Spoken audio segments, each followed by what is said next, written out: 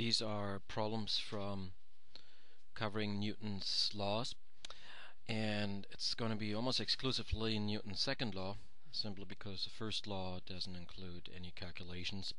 It just states that the law of inertia, and the third law is simply the action and reaction principle, which pretty much says that the equal and opposite force, well, is equal and opposite to the action force.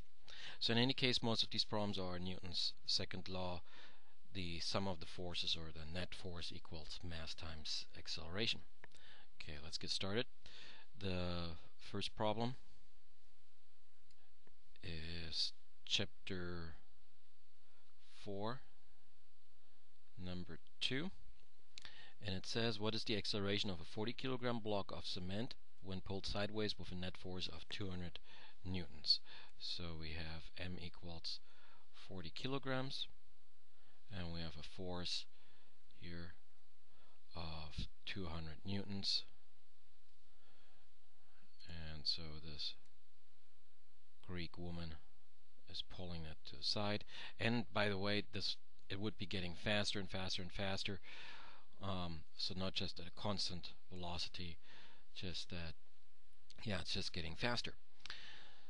So the equation is straightforward. F equals m times a, or sum of the forces, or the net force. And apparently we only have one force here,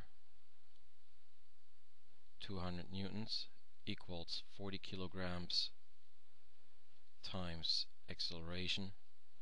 So obviously, therefore, acceleration equals 200 newtons divided by 40 kilograms. That comes out to obviously 5. And on the side we can say, well, newtons per kilograms, that's the same. So I'm going to write here units. Well, the newton is obviously kilogram itself times acceleration, meters per second squared. And now we divide that newton by kilograms.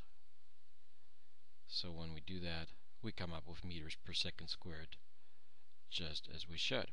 So that means that the block is getting faster and faster relatively quickly, and at 40 kilograms, 90 pounds, it's kind of questionable that anybody could do that for a long time. So maybe just for a split second.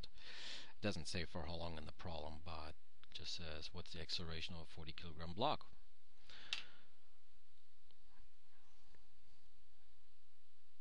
Okay, this is chapter 4, problem 3.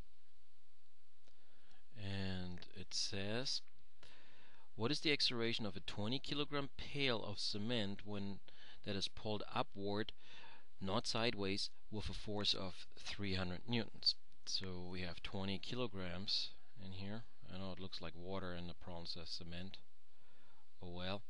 And there is a force of 300 newtons pulling upward.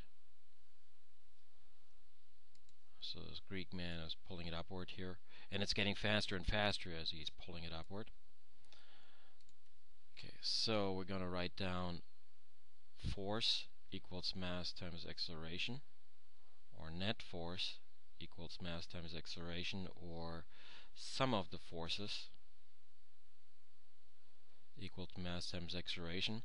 Well, we have a force upward at 300 newtons, and that equals 20 kilograms times the acceleration.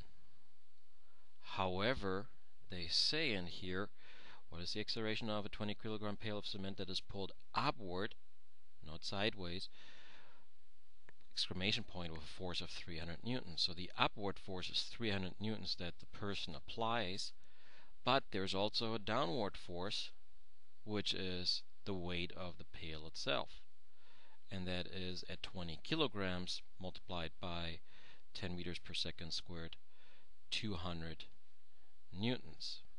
because they're in opposite directions, they would have to be subtracted, or I should put a negative in front of that.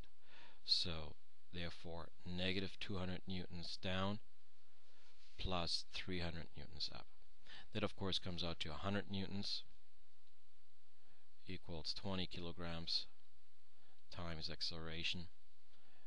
And of course 100 divided by 20 is 5. And as you noticed in the last problem, newtons divided by kilograms is the same as meters per second squared. So again, that pail of cement here is getting faster and faster relatively quickly as it's being pulled up. So that can only be done for a very short time.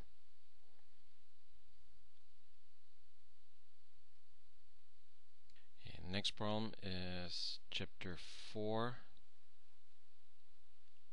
number 5, and it says, how much acceleration does a 747 jumbo jet of mass 30,000 kilograms experience in takeoff when the thrust for each of 4 engines is 30,000 newtons?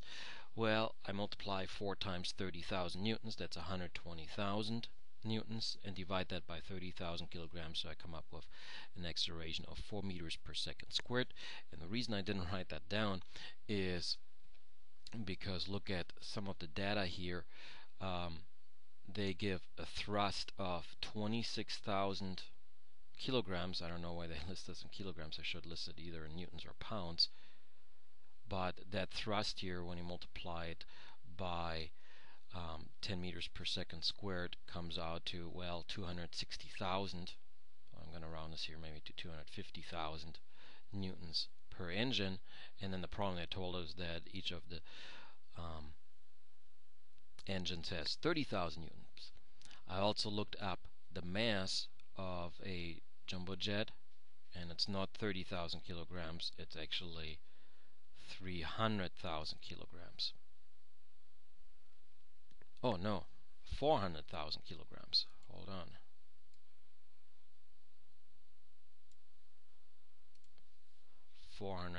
kilograms.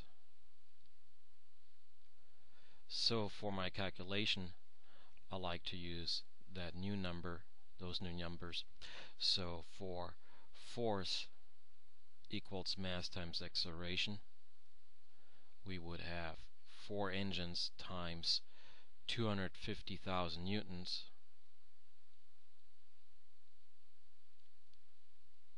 equals 400,000 kilograms